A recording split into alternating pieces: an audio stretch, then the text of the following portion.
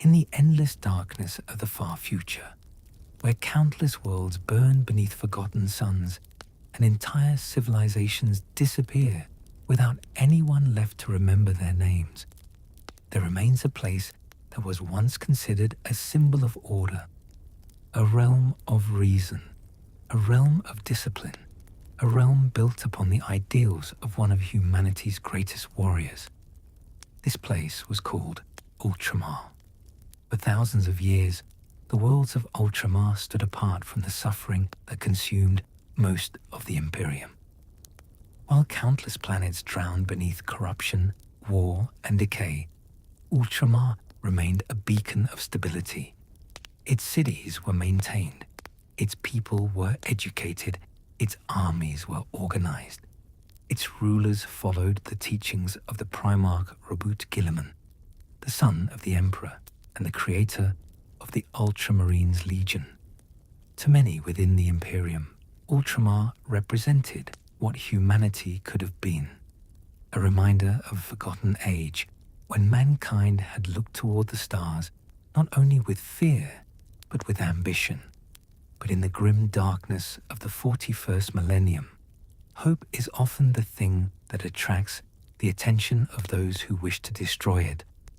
And beyond the borders of Ultramar, in the cold depths of the galaxy, something ancient was moving, something patient, something rotten. The servants of decay had noticed the light of Ultramar, and they intended to extinguish it. The conflict that would come to be known as the War of Ultramar was not simply an invasion.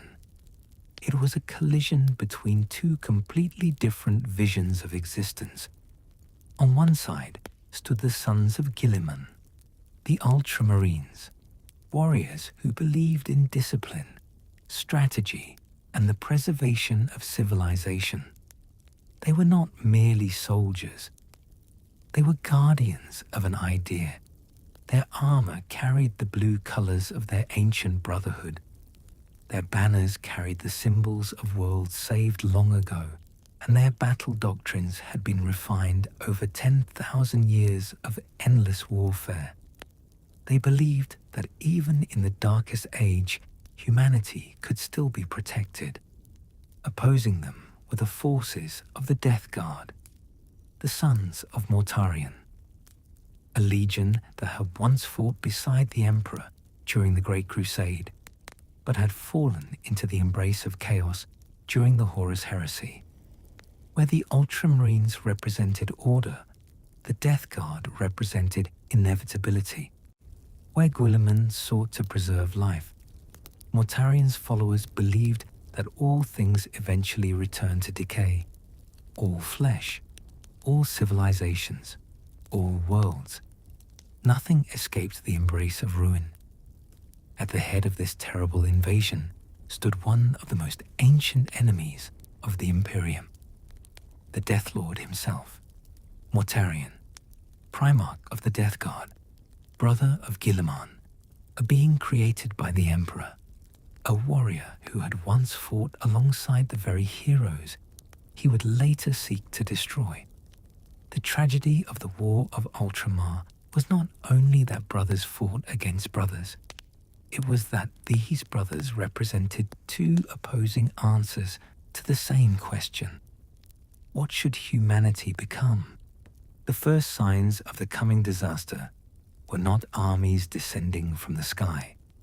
They were whispers, ships disappearing in the void, worlds falling silent, communication lines collapsing one by one. Across the eastern regions of the Imperium, planets began to experience impossible outbreaks, diseases that ignored medicine, plagues that spread through entire populations within hours. Entire cities became tombs before anyone understood what was happening. These were not ordinary illnesses. They were gifts, the blessings of the plague god, Nurgle, the ancient entity of decay, pestilence, and despair, and carrying these gifts came the fleets of chaos. The Death Guard emerged from the darkness accompanied by corrupted warships, demon engines, and armies of plague-ridden warriors who no longer feared death. Because death was no longer an ending for them. It was a beginning. Their armor was ancient and broken, covered with rust and decay. Their bodies were swollen with unnatural resilience. Their weapons carried diseases that could destroy entire populations. They marched slowly, almost peacefully, because unlike other armies that conquered through speed and fury, the servants of Nurgle understood something far more terrifying. Everything dies eventually. They only needed to wait. The defenders of Ultramar were prepared. The worlds of the realm had strong defenses. The Ultramarines were among the most experienced Space Marines in the Imperium. Their commanders understood warfare better than almost any other force. But even the greatest strategy can be tested when the enemy is something that does not follow the rules of life.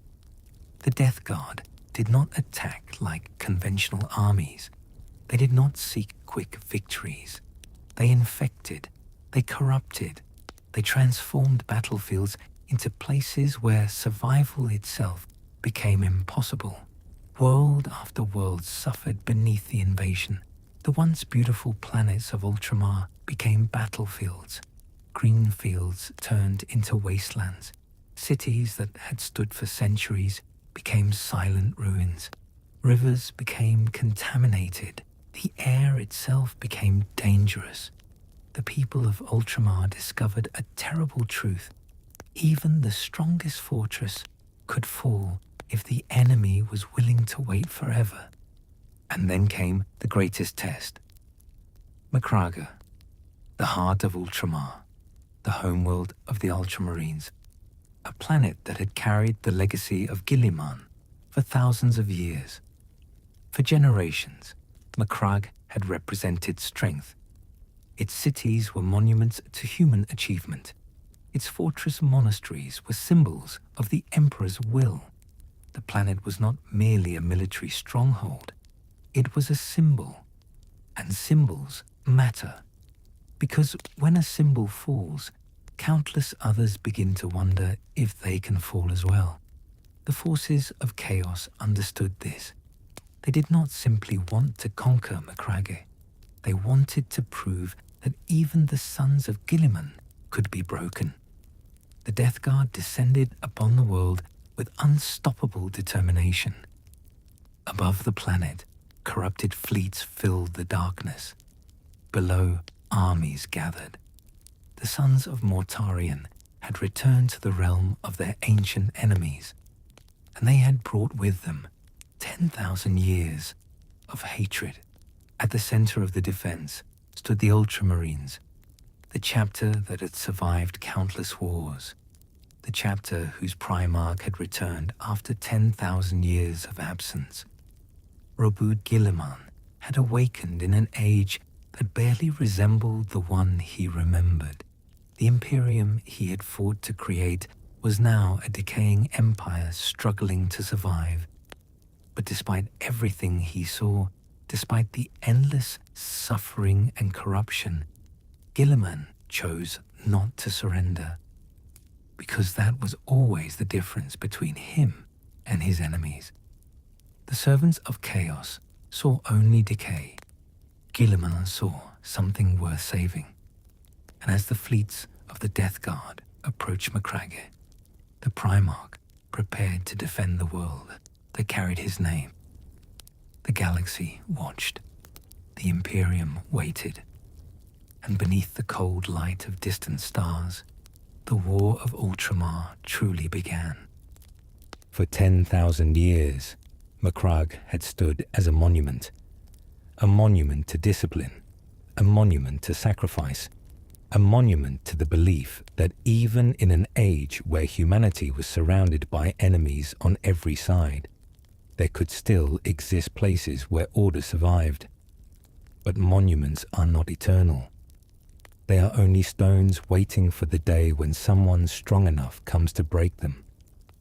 And now, above the blue world of Macragge, The enemy had arrived. The void surrounding the planet became filled with the shadows of warships. Ancient vessels of the Death Guard emerged from the darkness, their hulls covered in corrosion and decay, carrying armies that hadn't known peace for 10,000 years. They were ships that should have been impossible, relics from a forgotten age, machines that had survived the horrors of the Horus heresy and continued their endless journey through the warp. Within those vessels waited the warriors of Mortarion, the sons who had abandoned their father's dream and embraced the gifts of Nurgle. They came not as conquerors seeking glory. They came as a disease, slow, certain, unavoidable. The first stages of the invasion were not marked by glorious battles. There were no great charges beneath banners, no heroic speeches broadcast across the stars. Instead, there was silence. There were worlds that stopped answering. Colonies where the lights remained on, but no voices responded. Cities where people continued walking through the streets, unaware that they were already dead. The plague fleets of the Death Guard moved like a shadow across Ultramar. Every world they touched became a warning. Every survivor became a witness. And every message that reached Macraga carried the same terrible truth. The enemy was approaching. Within the fortress cities of Macraga, preparations began. The defenders knew exactly what they were facing. They were not fighting a normal army. They were fighting warriors who had once been brothers. The Ultramarines had studied the Death Guard for thousands of years. They knew their history. They knew their tactics. They knew the name of their Primarch, Mortarion, the Pale King, the Lord of the Death Guard, a warrior born on a world of poisonous skies, raised among death and suffering, who had once hated weakness above all things. And yet, in his fall, he had embraced the very thing he once despised: decay, corruption, the slow surrender of all things. To the Ultramarines, Mortarion represented a tragedy, not merely an enemy, a warning, a reminder that even the greatest warriors could be broken. The arrival of Reboot Guilliman changed everything. For centuries, the Imperium had fought without one of its greatest leaders.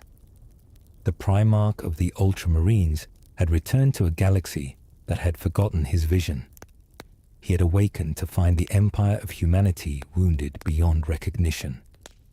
The Emperor sat silent upon the golden throne.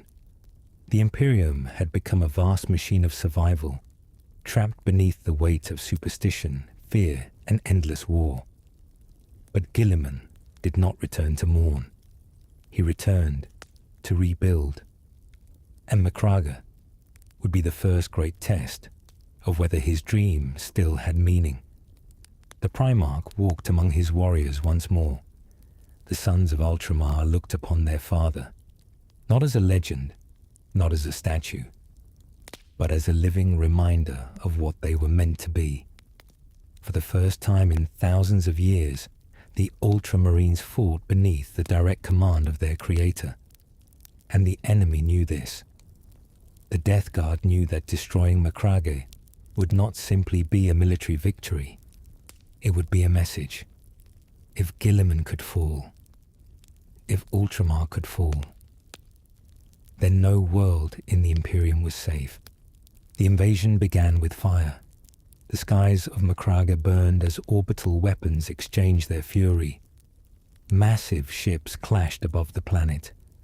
The darkness of space became a battlefield. Lances of energy cut through the void. Torpedoes crossed impossible distances. Ancient vessels that had traveled for thousands of years met in combat above a world that represented the future of humanity. Below, the armies prepared. The Ultramarines stood in their fortress monasteries, their blue armor shining beneath the artificial lights. They checked their weapons. They prepared their defenses. They remembered their oaths. They knew many of them would not survive. But they also knew something their enemies did not. Death was not the only measure of victory. Sometimes victory was simply refusing to surrender. Then came the plague. The Death Guard unleashed their true weapons. Across the battlefield, corruption spread. The very environment of Macraga began to change. The air became poisonous. The soil became contaminated. Creatures of the warp emerged alongside the traitor legionaries. The servants of Nurgle marched forward without fear, because they had already accepted their own destruction. They did not fear infection. They did not fear wounds. They did not fear death. How could they? Death had become their master, their protector, their promise. Against them stood the Ultramarines. Warriors of precision, warriors of calculation, warriors who still believed that every life mattered. It was a strange battle. The servants of decay fighting against those who wished to preserve. The followers of entropy fighting against the sons of order. Two philosophies colliding beneath the burning skies of Macraga. The battles across the planet were brutal. Cities became fortresses. Fortresses became graves. Every district of Macraga became a place where warriors fought and died. The Death Guard advanced with relentless patience. They did not need to rush. They knew time was on their side. Every hour weakened the defenders. Every day allowed more corruption to spread. Every moment brought the forces of Nurgle closer to victory. But the Ultramarines had something the Death Guard underestimated. Adaptation. For 10,000 years, the sons of Guilliman had survived because they learned. They studied. They improved. They understood that tradition without change was simply another form of weakness. And under Guilliman's command, they changed the battlefield. They turned every street into a trap, every fortress into a weapon, every moment into an opportunity. But the greatest threat was not the armies of the Death Guard.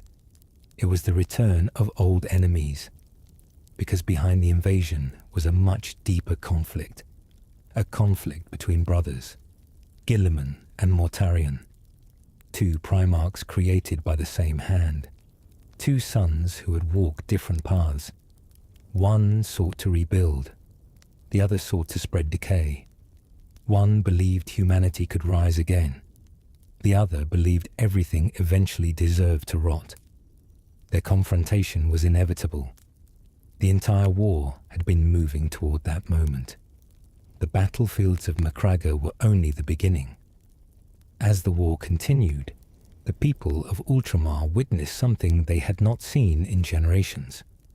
Their Primarch fighting beside them, not as a distant ruler, not as a forgotten hero, but as a warrior.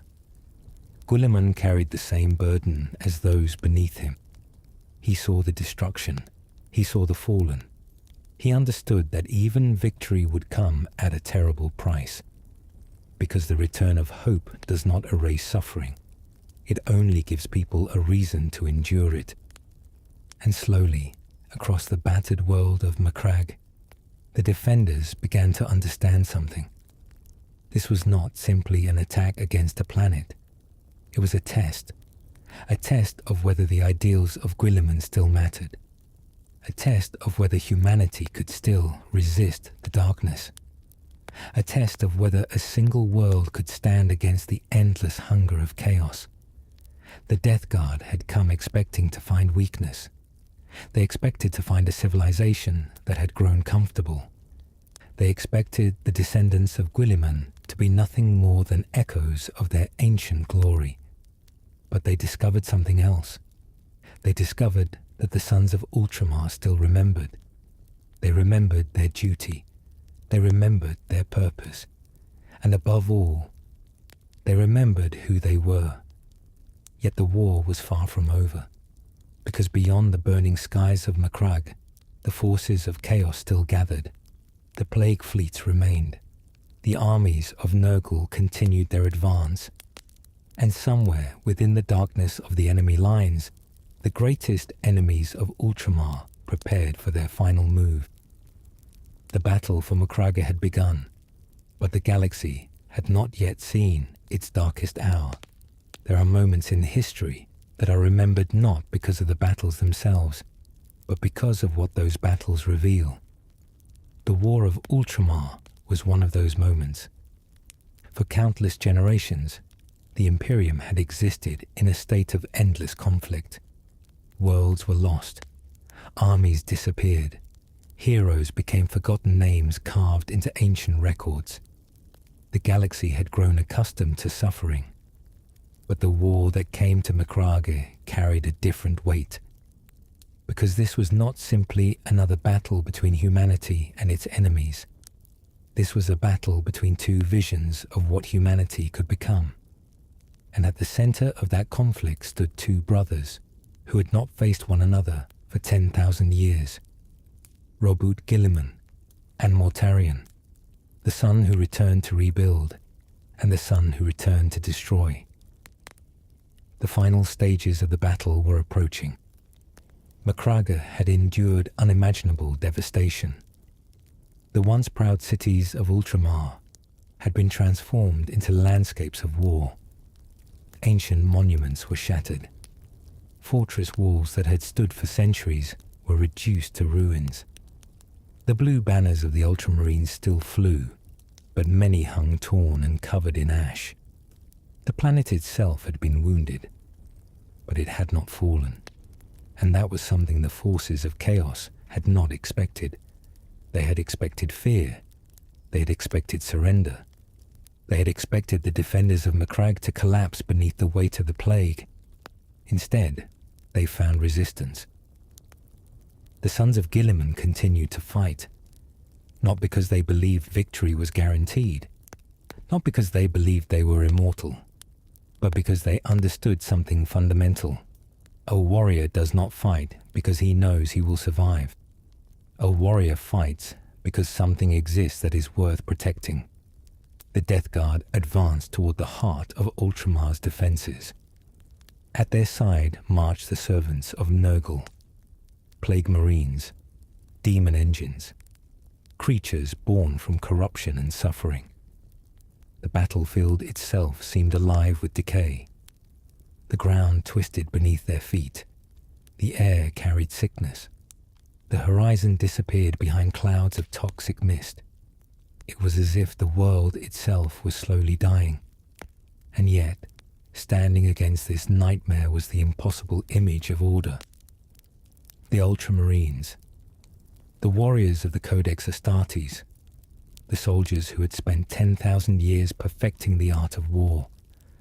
Where the Death Guard brought endless corruption, the Ultramarines brought discipline. Where their enemies brought despair, they brought purpose. The battle became a symbol.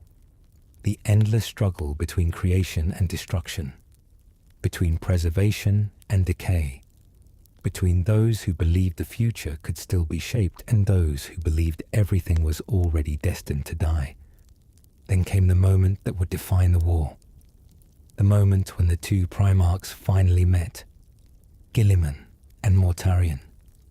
Brothers separated by betrayal, separated by ideology, separated by 10,000 years of hatred. For a brief moment, the battlefield became silent. Two beings who had once fought beneath the same banner now stood against each other. Both were creations of the Emperor. Both had commanded vast armies. Both had carried the hopes of humanity during the Great Crusade. But their paths had led them to opposite ends of existence. Mortarion looked upon Guilliman and saw everything he rejected. The belief in order, the belief in rebuilding, the belief that humanity could overcome its own weaknesses. To Mortarion, these ideas were illusions. Everything decayed, everything failed, everything eventually returned to nothing. Guilliman looked upon Mortarion and saw something else. Not merely an enemy, a tragedy. A brother who had fallen so far that he could no longer remember the person he once was. Their confrontation was more than a duel between warriors. It was a clash between beliefs. Mortarion fought with the certainty of someone who believed the universe had already lost.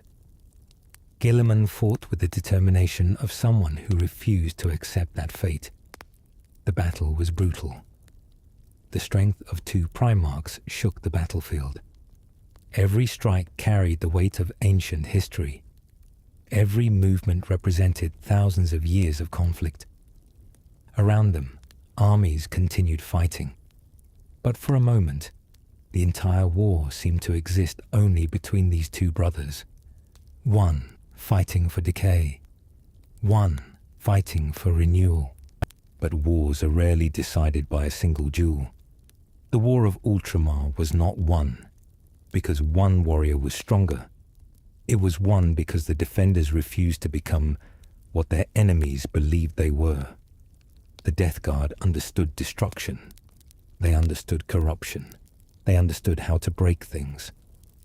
But they underestimated something far more powerful: the ability of humanity to endure, the ability to rebuild, the ability to continue even after suffering unimaginable loss.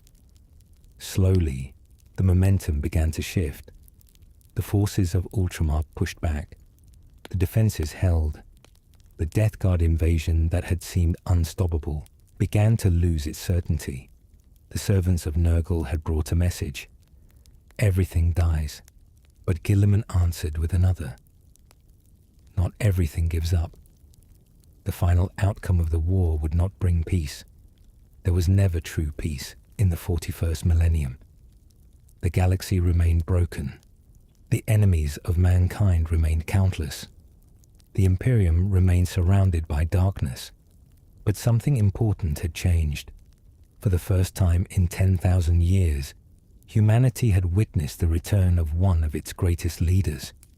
A Primarch walked among mortals again. And that changed everything. The aftermath of the War of Ultramar left scars that would never completely disappear. Macragge survived, but survival came at a price. The planet's landscapes were forever altered. The damage left by the invasion became a reminder of the terrible power of chaos. The people of Ultramar rebuilt their cities. They repaired their fortresses. They buried their dead. But they never forgot what had happened, because Macragge had learned a lesson that the rest of the Imperium would soon understand. The old enemies were returning. The ancient wars of the past were no longer memories. The horrors that had disappeared into legend were walking among the stars again. The age of peace, however fragile it had been, was truly over. For 10,000 years, the Imperium had believed itself to be fighting alone. The Primarchs were legends, stories from a distant era, figures carved into statues and written about in forgotten books. But Guilliman's return proved something terrifying. The past was not truly gone. The heroes and monsters of ancient history could return. And if Guilliman had returned, then others could return as well. Some would bring hope. Others would bring destruction. The Imperium learned many things from the War of Ultramar. It learned that chaos was not a distant threat hidden beyond the edge of civilization. Chaos was patient. Chaos waited. Chaos remembered old wounds. It learned that the forces of the ruinous powers were not merely armies seeking conquest. They were ideas, corruption, despair, the temptation to surrender. The Death Guard had not only attacked worlds, they had attacked the belief that humanity could continue. And yet, despite everything, Ultramar endured. Perhaps the greatest lesson was not about war. It was about memory. The Imperium had survived because it remembered. It remembered its heroes. It remembered its sacrifices. It remembered the reason why humanity continued fighting among the stars. Not for glory, not for conquest, but for survival. For every world that still had people looking toward the sky, for every citizen who still believed tomorrow could exist, for every soldier who stood against impossible odds, the War of Ultramar ended, but its consequences echoed throughout the galaxy. The Imperium entered a new era, an era where ancient warriors walked again, an era where forgotten enemies returned, an era where humanity needed heroes more than ever. And among the endless darkness of the far future, one truth remained. Even when surrounded by monsters, even when hope seemed impossible, humanity could still stand. McGregor had proven that. A world wounded but unbroken, a symbol battered but still shining, a reminder that the darkness of the universe had not yet won. And so, beneath the endless stars, the blue world of McGregor continued its eternal watch. Its cities were rebuilt, its warriors returned to their duties, its people carried on. But somewhere deep within its ancient fortresses, the memory of that terrible war remained. The sound of distant battles, the shadow of the Death Guard, the return of a Primarch, the moment when an ancient brotherhood stood once again against the darkness. A story of loss, a story of endurance, a story of the Imperium's refusal to disappear. Thank you for joining History and Fiction for Sleep for this journey through one of the darkest and most legendary conflicts of the Warhammer universe. If you enjoyed this tale from the 41st millennium, consider subscribing to the channel and activating the notification bell so you never miss another story from the endless darkness of the galaxy. Rest well, traveler, and remember, even among the silent stars, there are still stories waiting to be told, waiting